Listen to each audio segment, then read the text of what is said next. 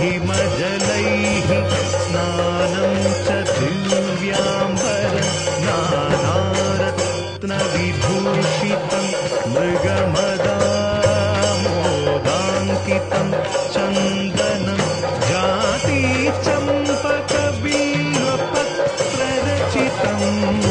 पुष्पं च धूपं तथा दीपं देवदयानिधे पशुपते हृत्कल्पितं गृह्यता रत्नैः कल्पितमानसं हिमजलैः स्नानं च दिव्याम्बरं नानारत्नविभूषितं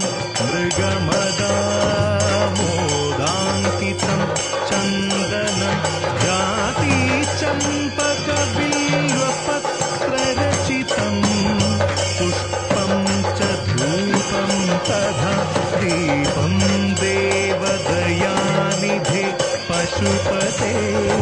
हृत्कल्पितं गृह्यताम्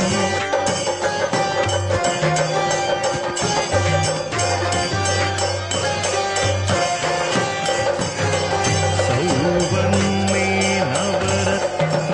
नवरत्नखण्डरचिते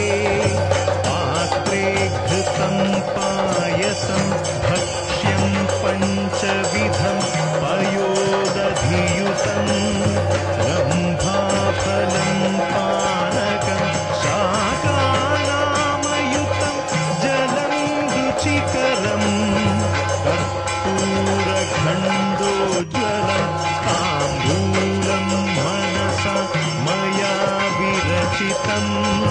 भक्त्या प्रभो स्वीकुरु सौवर्णे नवरत्नखण्डरचिते पात्रे घृतं पायसं भक्ष्यं पञ्चविधं